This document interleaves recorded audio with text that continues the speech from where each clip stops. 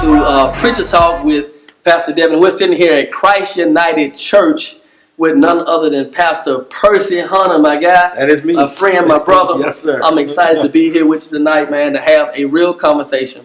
The platform here, man, we're real men, real preachers, real pastors, having real conversation and allowing real transparency to take place. Because we certainly believe, man, people want to connect with real people. Right. So, Percy, man, how long? Certainly, so my goal is for them to meet, not just Pastor Percy Hunter. Mm-hmm. My goal is for the people to get a chance to meet Percy Hunter. Oh, wow. Meet Brother Percy. Woo! The real guy, the man away from ministry, the person outside of the pulpit. But however, we are both men of God, so we're certainly going to be talking about that because it's kind of part of who we are even though, right? Right. So, man, how long have you been assigned to this ministry? I have been here 10 years. 10 years, February of this year. Just celebrated 10 years. And it's been, it's been. It's been, Okay. It's been. I'll say it's been. I love it. I was, my story is, not the typical story of, becoming a pastor or whatever. I wasn't, like searching for a church to be at or anything like that. When I came and preached my first sermon here, I was just preaching until they selected from the other pastors that were already here. I was just kind of just, preaching. And they were like, they made it very clear, we've already cut it off. And I'm like, okay, great. I have nobody to impress. Right. And so I preached one Sunday, and a Tuesday I got a phone call, hey, would you consider, and so I kind of had to go from there. And, the end story is 10 years later, I'm here.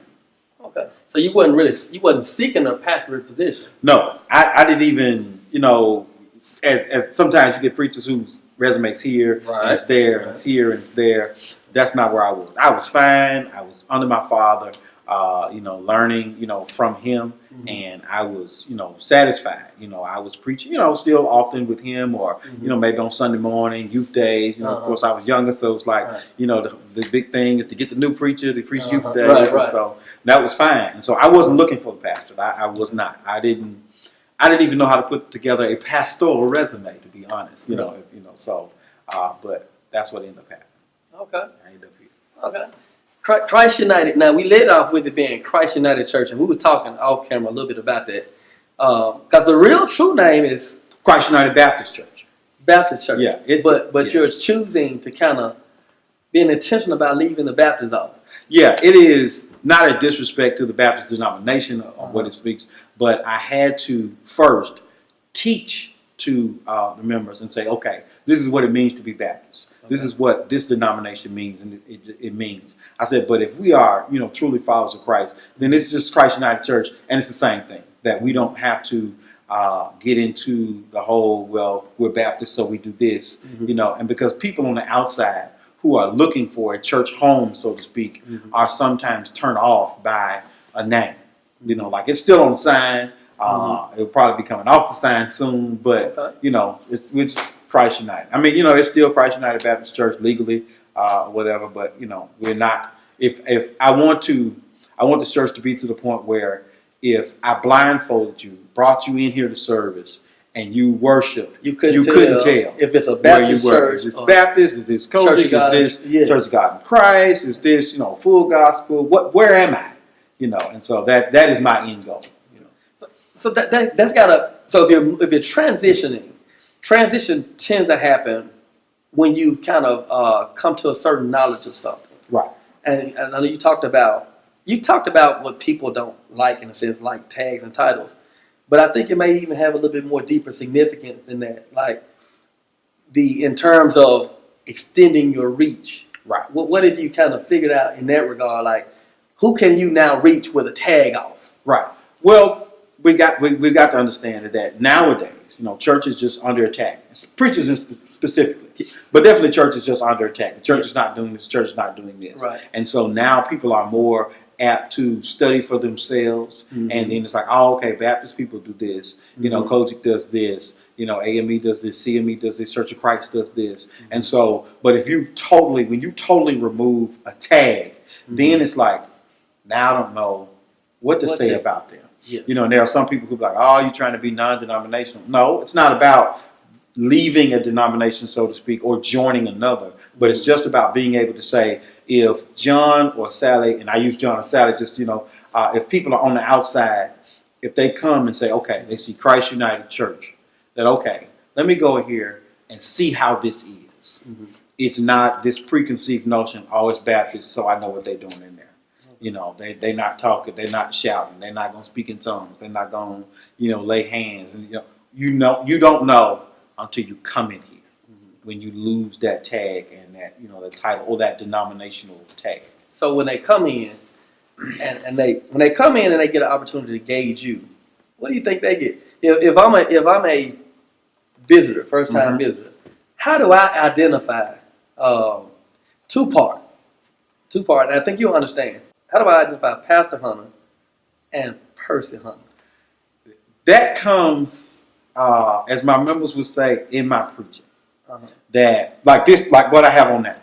There is nothing for me to show up like this on a first Sunday, which traditionally for the Baptist church, you're either as a pastor, you in the robe, or you in a nice suit, whatever. But it's nothing for me to straight up show up like this on first Sunday, just like this. And so it's like, okay, so when they're sitting up, when they're looking up here from the pews, it's like, okay, which one of them is the pastor? Because sometimes I'll intentionally not sit in this chair. Okay. I intentionally don't sit there. And especially if I have gauged and saw that, okay, we got a few visitors. So I'm going to sit on the side. And no one will know who pastor is until I get up and say something. So that's one way. And then when I get to preaching, they're like, okay, he crazy. That's what I get. I literally get crazy. And it's crazy in a good sense, or I get crazy or he real. It's like a wow. And especially for me, because it's like when a man visits, it's like a, man, I get that handshake. Like, I appreciate you, for just keeping it real, for not, I don't feel like you're up here, I'm down here. I have to bow to you or stand when you walk in or whatever. It's more so of, man, I just sat down with a good friend and he gave me some good advice, and that's the difference between, the two of us. They'll see me, I worship, I'm a praiser. I will lift my hands and, if I feel this, I'll run, and so it's like, okay, he loved the Lord, but he also says everything he wants to say. And so it's a difference. And my gear, I'm not necessarily after men, but I want, when a man or a young man especially comes in here, I want him to be comfortable in who he is.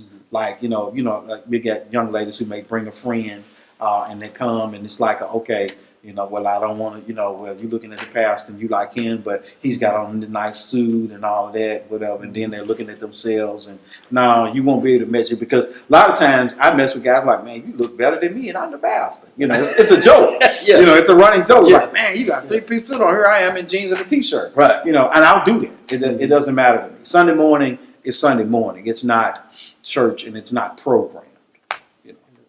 So, like, I know you personally, so I know you're a fool. But now here's the thing: guilty. A lot of people, especially preachers, man, pastors, we have this pressure to be a certain way, and so I honestly think it takes a lot of strength and courage to be naturally who you are. Where do you think you got that from? Like, why do you think you're comfortable allowing yourself to just? I learned that from my father.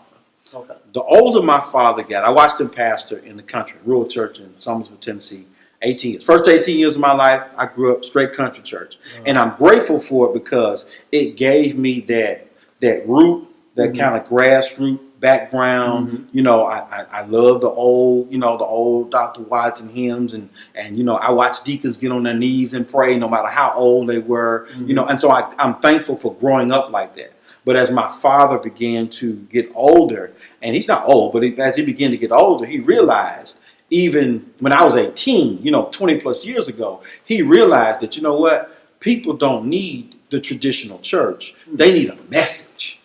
And the only way that they can receive that message, because they don't know all of the books in the Bible. They may not know verse for verse. But what I can do is you give me a verse and how can I apply this to my life? And sometimes the only way that you can apply things to people's life is you meet them where they are. Right. And it's not saying that they're down here and you're up here, but you meet people where they are. Right. Like when you want to hear a real conversation, it's like, okay, do I want to meet this brother off the street or this sister off the street and quote 30 verses to her, or do I want to talk to her where she is?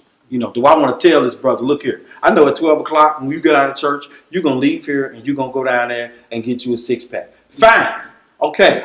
But come talk to the Lord first. You know, but yeah, fine. Okay. Matter of fact, if you get there before I do, you know, and they got a sale, pick one up for me. You know, I mean, that's my conversation with them. I'm serious. People laughing, but that's my conversation with them. You know, it's like you know, hey, I don't ever want to be up here. Perfect example. My father taught me. And I got this from him. It was, you know how when things are going on in church, women sometimes cook or whatever. Right. And pastor may say, hey, I sure love your chocolate cake. Okay. And Sister Sally, she's married. Okay. Right. And her husband loves her chocolate cake too. And he been begging her to make a chocolate cake. You know, but she at the house, something going on, and I make a cake for pastor. Well, he ain't gonna never get off that couch and come to church because you always doing it for pastor. My message is, baby, fix that cake for him. Bring me a slice. You know what I mean? Because otherwise, it's like how do you expect this brother to say, I'm coming to church, and you always doing for pastor, but you're not taking care of home? So I've been fortunate enough to teach. For whatever reason, I was always locked into women's Bible studies or Sunday schools. I really don't know why people would always have me do those. And so now I'm grateful. Now I understand, because I would always tell them, and this is before I was pastoring, I would always tell them, please don't go home and talk about what pastor said. No. They were like, no, I don't get that. Don't go home and talk about what pastor said, because what happens is subconsciously, and this might sound like a controversial statement, but I really believe that the church and pastors of old have subconsciously and unconsciously done damage to black marriages. Yes. Because we've allowed, the ratio in church is more women than men. Right. Most times. And so we allow them to serve vehemently in ways that they don't even serve at home. Mm-hmm. And instead of sending them home, we allow it to happen. Right. And so I tell them, don't go home to what pastor said. No. Because going home telling them what pastor said, in essence, you're making the pastor the man of a household that he doesn't pay a bill in. And so now dude is ticked off, ready to fight. What pastor? Right. Because everything you comparing him right. to that man. Right. And so he ain't never come to church. And he gonna probably whoop you if you keep coming. Right. I say all the time, the worst 3 words you could say to any man when you go home is, my pastor said. Oof. My pastor said. Number 1, if we married, he's our pastor. Whether brother man show up one Sunday out the year or not, right. He's our pastor. Right.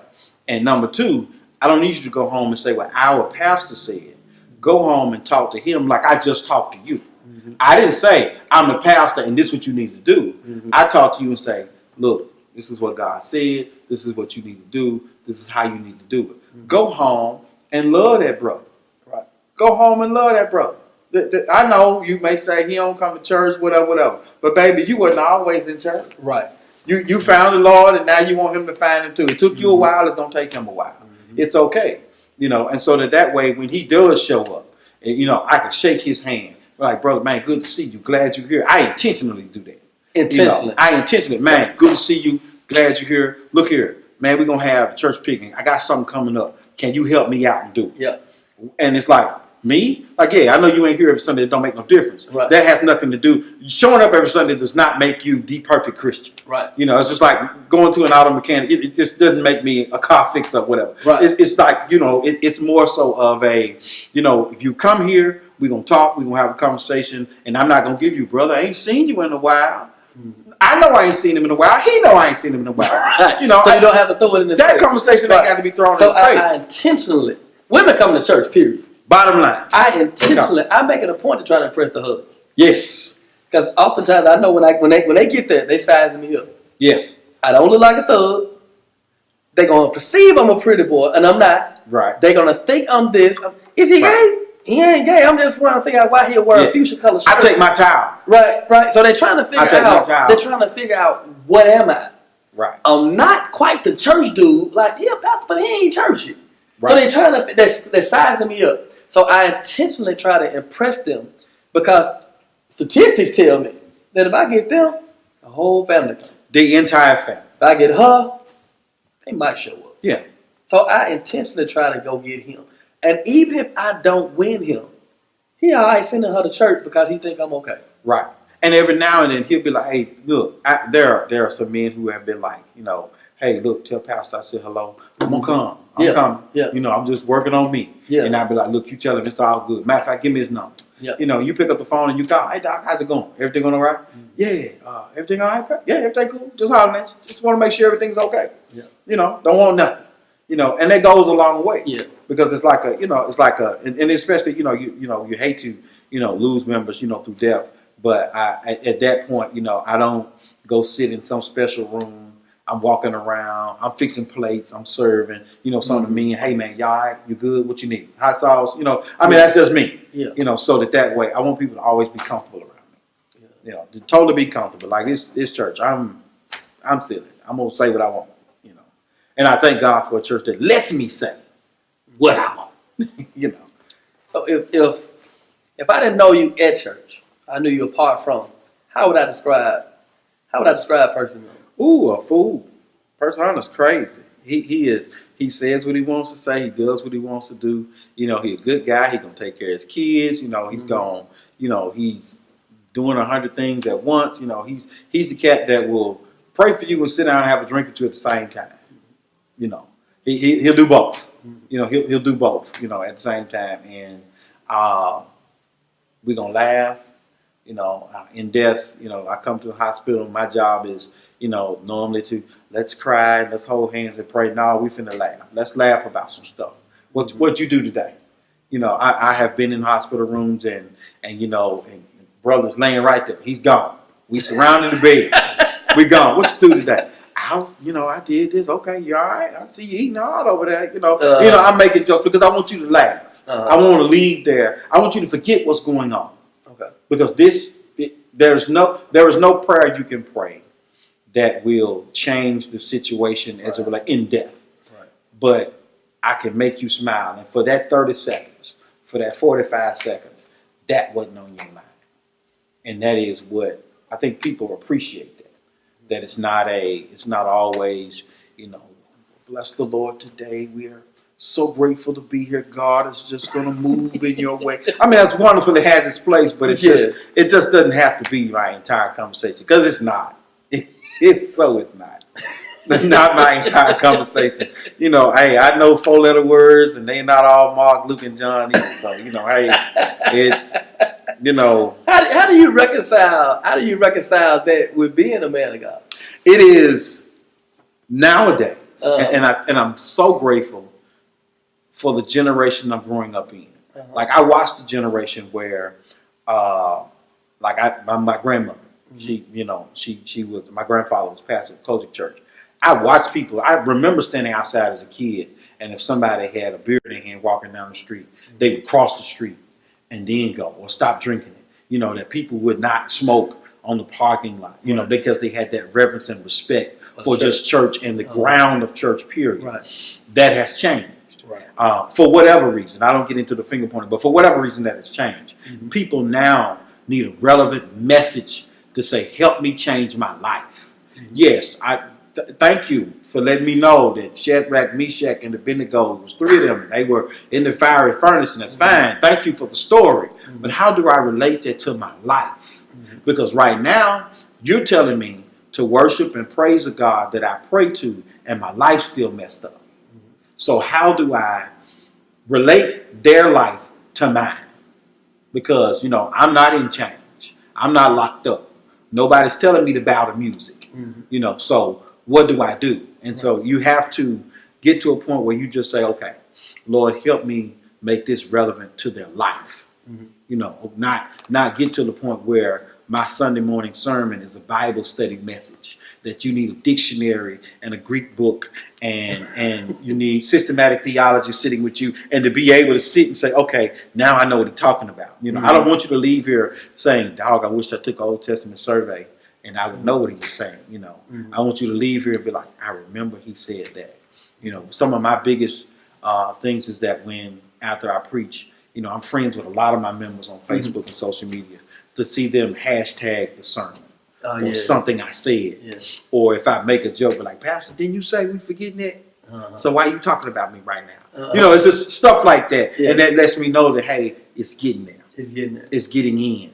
Yeah. That it becomes relevant. And then there are older members who are like, whew, you got real close, Pastor. But, what's the closest you've ever got? Oh man, I get close every Sunday. I've gone as far as sugar honey iced tea. I've literally, and everybody knows what that is now. But I say sugar honey iced tea. I literally say those 4 words. But hey, you get close. Like, what in the hell, fool.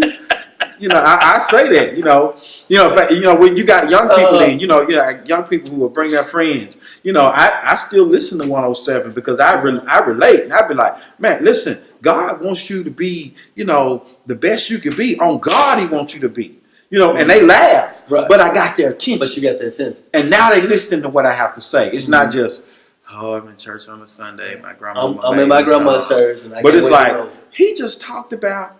One Sunday I was wrong as 2 little shoes for doing it, but I was like, look at your neighbor. I said, neighbor, toot, toot. And they fell out laughing because we know what that song does.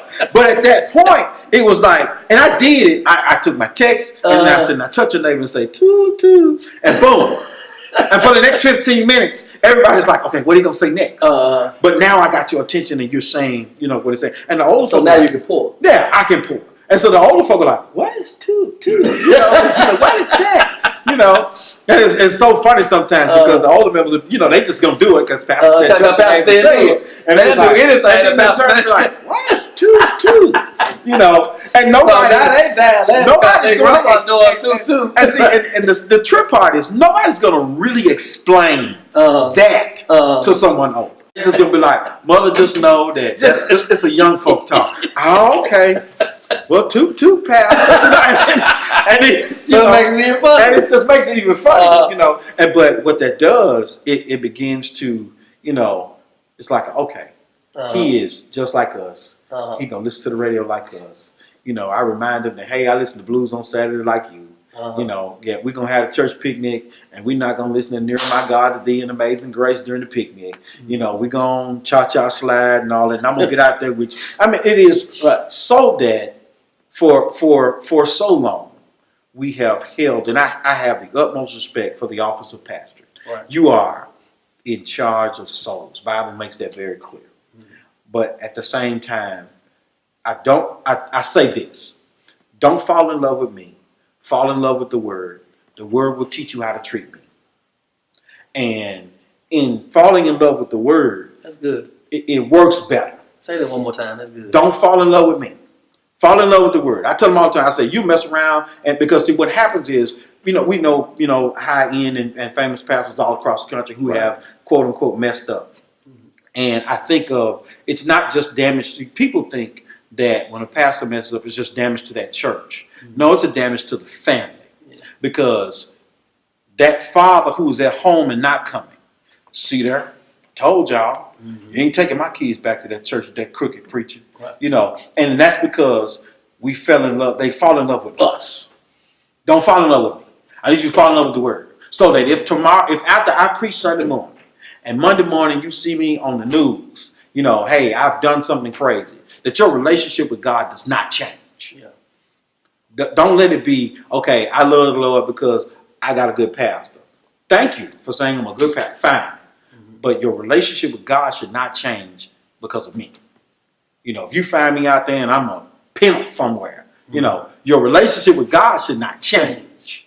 That shouldn't. It'd be like, okay, we're going to pray for him. Hopefully I can't believe he did that, but, I still love God. Oh, well, life should continue on. Yeah. It shouldn't be, what am I going to do without my pastor? No, fool, I may die tomorrow. And if I die tomorrow, God is still here. Yeah. That's a part of life. But never, I teach that, a lot of pastors like, I don't know, man, they might be cutting your blessings off. I'm like, no, I ain't cutting no blessings off. God is they fall in love with the Lord and they fall in love with that Word. If I fall, because they in love with the word. As a pastor, They're holy. as a pastor, like a parent. Yeah. As a parent, you always prepare them for you prepare your children for your departure. Yes. And so pastoring is the same thing. Yes. You want to teach them to be able to sustain themselves after you're gone. Right. I believe true leaders breed leaders. Right.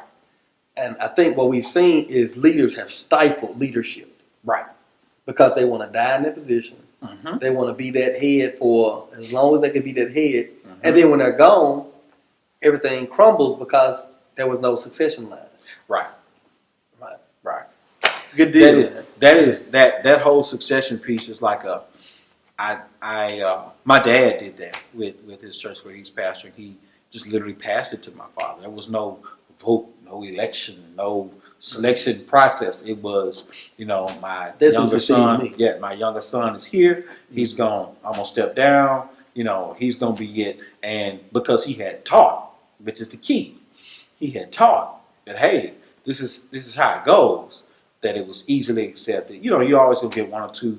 Nothing's gonna ever be 100%, but you're always gonna get one or two who's like, I don't know. Maybe it should have been done a different way, whatever. But then they come to accept it, and so it works out.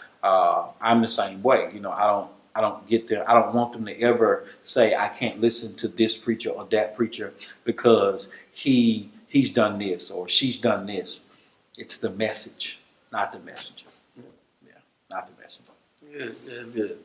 So, man, what do you like to do outside of the preaching pastoral capacity that would be a shock to people? Like, I didn't know he did. What are some of the hobbies that you have away from this? Man, okay, all right. This is what I love, and I've told my church this. I am not hard to find. Used to be. I wasn't hard to find. That on Thursday, if you were looking for me, you could find me in Privé, live music. I love it.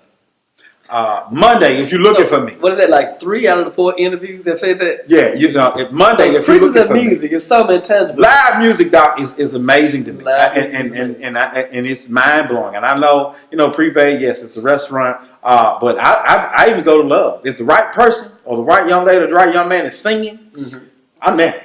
I'm there. I'm going to listen to the live music. And I know the DJ starts after that, but then, I go home, whatever. And, I may, cut a step, whatever. Nothing, I ain't going to twerk, but I mean. Not anymore. Not anymore.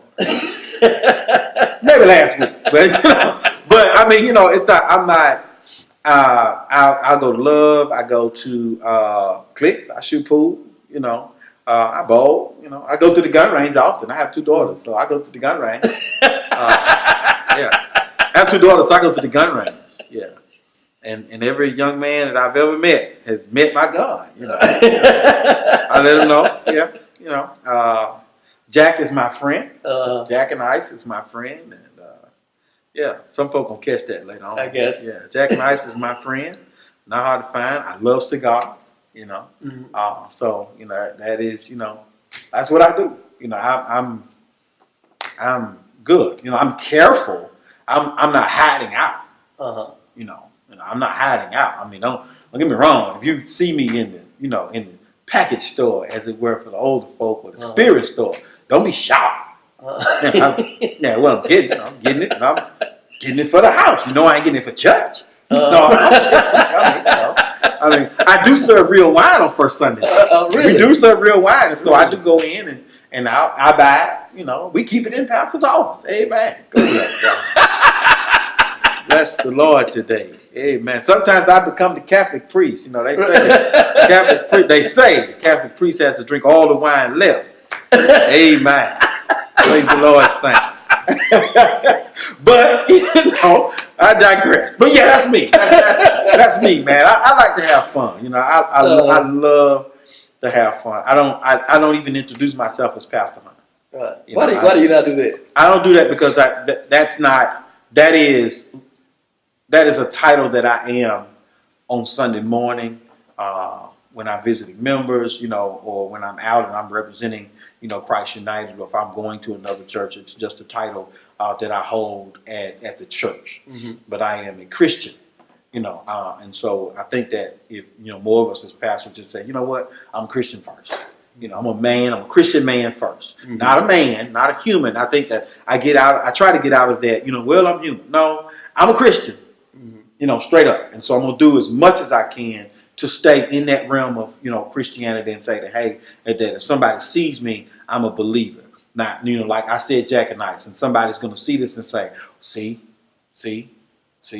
he shouldn't have said that about him drinking now. Mm-hmm. You know, whatever. I didn't say I drive when I do it. You know, Mm-hmm. I'm at home.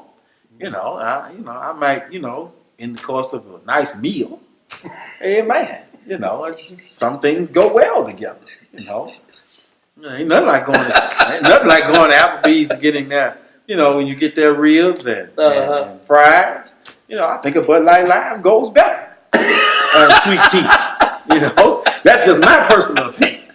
You know, but you know, hey, you know, yeah, we put it in the glass, and if you come back, what is that? It's the Lord's apple juice. Hey, The Lord's apple juice. I call it the Lord's apple juice. We go. All right, cool.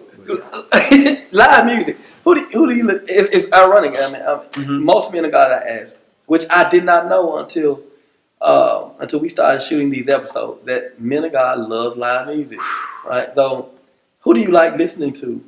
Man, live in Memphis? Well, who's live in Memphis? Uh-huh. But who's some of your favorite all-time artists? Who's some of your favorite artists? My favorite, I am a D'Angelo. I'm a neo soul kind of guy. D'Angelo. I love one of my classmates, Tim Terry. Doc, his CDs are just amazing. Dude, people don't really know how gifted that cat is. Ooh, man, his whole first CD and second CD, I can put in and play from beginning to end without fail. Yeah. But without fail, boom! I have those. D'Angelo, you know, Jill Scott. Jill Scott is a freak, but I love her music. India Ari, you know, just Chrisette Michelle. You know, I love rap now. I love trap music. You know, Gotti. You know, Gotti, Moneybag Yo, Dolph. The modern stuff? Yeah, that Dolph, man. I you know. You losing me there. That Gotti and Dolph, man. That young Dolph. I went you with the neo soul, but everything passed. Yeah, all that, yeah, it's beautiful, man. But locally here, man, when I go hear live music, man, if Katrina Anderson is anywhere, I am there. Stephanie Bolton is awesome. Bird Williams, Carlos Strong. I mean, these are guys that, you know, these people we all know. Bird is, you know, Chris Bird is awesome. Gerald Richardson, Carmen Hicks. Mm-hmm. You know, these are people who are just like, wow. You know, Big Baby. You know, before she got ill, you know, Big Baby is. You know, these are, but the thing is that these are all people who will turn around and in church on a Sunday morning sing you under the pew, like just like Lord the Lord and go to church too. Mm-hmm. But they sing secular music as well, and there is absolutely nothing wrong. You know, so I enjoy it, man. I'll take the wife and we'll go and I'll listen and, you know, and I'm like, yeah, you know, like she just went to hear Bird the other night, you know. But yeah, that's me. You know, I listen to rap, you know, I can't understand all that they're saying, but I listen to, you know, if it's got a nice beat or a hook, it really makes me laugh more so than anything. Right. You know, it's like some stuff is just like, did he really say that? You know, like you think about the rapper, what's it, Black Youngster. You know, okay, who's got the song Toot Toot. It's like you rap about all this other stuff and then you throw in that one song. Like, how did you come up with that? You know, after the shooting and killing and dope selling, it's like, how did you come with that? You know, but, you know, I listen to it all. I listen to everything. You know, I'm a Shy Lights, Manhattans, you know, Temptations. Okay. You know, my playlist is, you would be like, okay, it ranges from trap music to Sam Cooke and the Soul Stirrers, and everything in between. Everything in between. That, you know, quartet, you know, all of that. I haven't been really heavy on quartet, and I discovered, man, the gospel folk. Oh Lord! Now my wife really got me on quartet.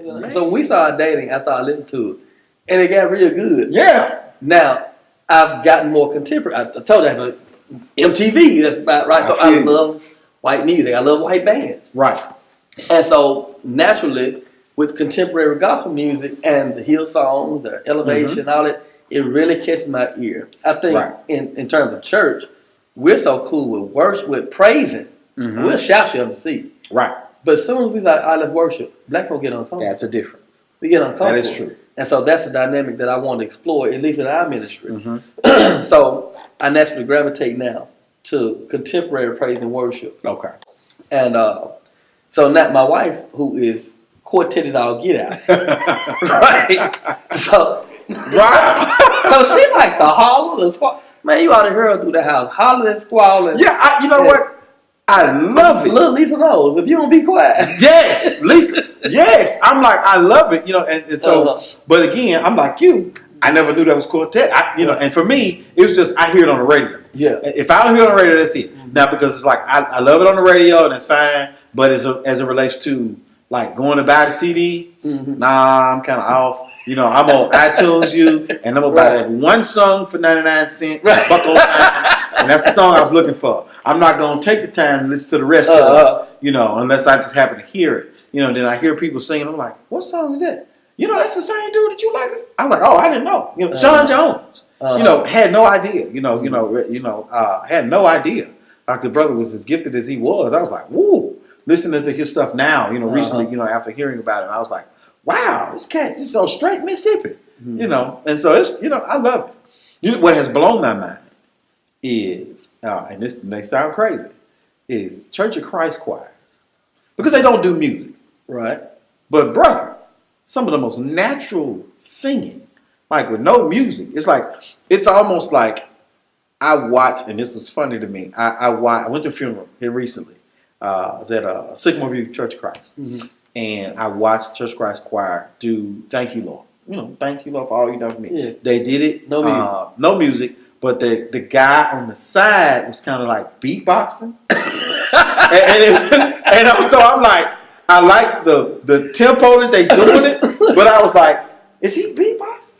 Is nobody paying attention to the fact that he's like, and so let him pull out the pitch first. And I'm like, is nobody paying it? But then I thought about it. I was like, the younger folk in here know nothing about beatboxing. For me, I'm an 80s baby. I mean, I'm born in the 70s, but I grew up, breakdancing. And I'm like, this can't beatbox. Like, you can't do that in church. It's like, y'all might as well pull out the organ. If he gonna beatbox. It's like, so no music, no guitar, no drums. But he can beatbox. But he beatbox. Yeah, so. But that's, that's the silly side of me, though. But I enjoy it. It was awesome.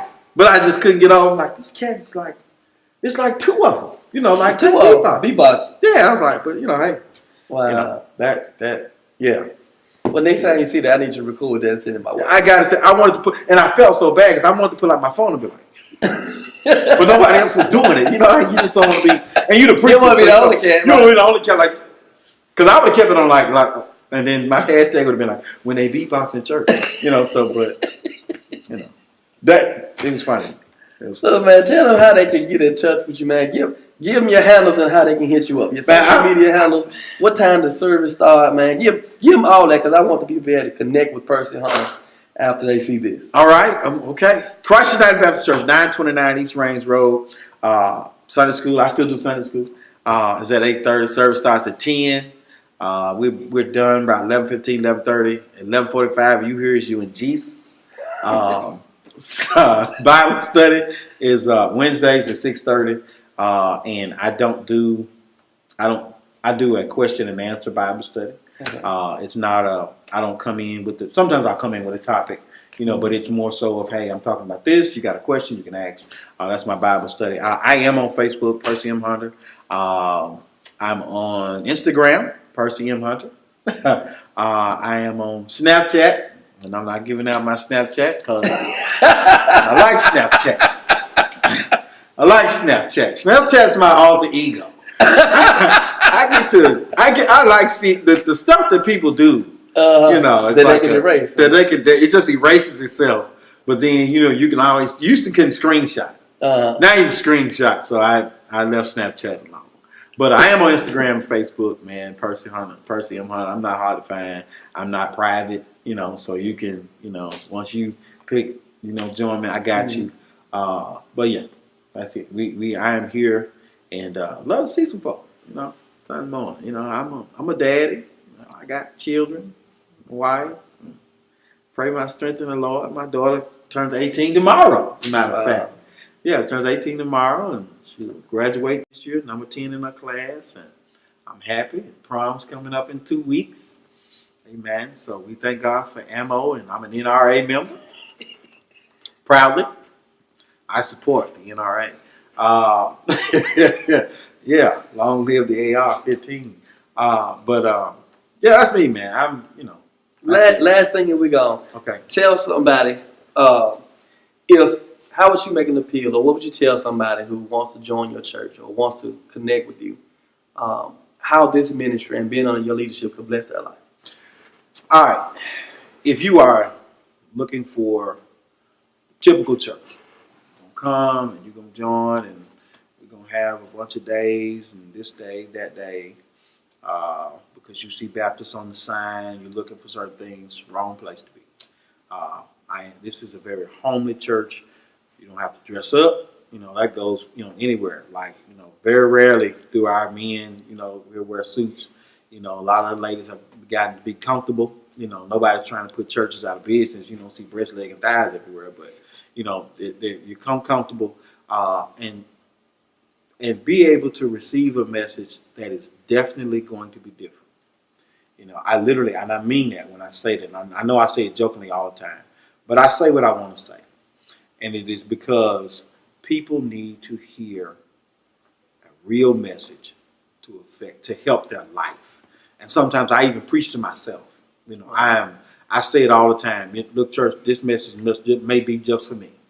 I preach to myself. I am not perfect. I am not up here and everybody's down here. We all on the same playing field. I just happen to be the pastor. That's it. And so if that's what you're looking for, then it's the place. Now, you're not looking for that, a genuine down home message. If you don't like to eat, because when I got here, I was 165. I'm 225 now, and I blame the church. After 10 years, they just fed me. But I am as down to earth as possible. If you come shake my hand. Don't be, there's a lot of people up there, look, I try to make it my business, visitors, I'm not going to bust you out. I'm not going to be like visitors stand. If you want to, you can, fine. I'm not going to send 10 people to hug you and say, hey, welcome. Nothing wrong with that, but that's just not what I do. Come on, shake my hand, say hello, call me. My number's not private. I give my number out, across the pulpit. People are like, Pastor, you ought to have. I don't have 2 phones. I got 1 number. Call me anytime. We come and we go in that office. Now, if you need to really talk to me, and we go in that office, Pastor gonna be in there, but I'm gonna be real with you. If I need you, and I wish we could, have members, and I've told them, shut the hell up. You messing up. You really messing up your life. I'm gonna love you, but tell you the truth. Not, God wouldn't want you. No, you messing up, or you messing up that baby. That's what I'm gonna give you, because with the way this world is now, nobody needs sugar. It's like I used to eat my oatmeal with sugar and butter. Now I'm older. I used to laugh when I would see my grandma and them just oatmeal, hot, eat it. Now I do the same thing with my oatmeal. My preaching's the same way. I got no sugar, and got no butter to give you. So you're going to take it like that, bland, and pow. It's going to hit you in the face, it's going to hit you in the mouth. You're going to be mad when you leave here, but you'll be better. You'll be better. We'll grow together. That's our church motto, a growing church for growing Christians. Where the pastor's trying to get saved too. Pray for me. I'm trying to get saved. We appreciate you for your time. Always. I appreciate you. Your transparency. Yes, sir. Yes, sir. Love you, brother. Love you, Doc. This is great. This is great. I like this. Yeah, I'm a billboard. And I'm broadcasting like a radio. Tell the world you ought to know. I'm brand new. I know one thing's true. I don't even really deserve to know you, but I'm a witness that you did.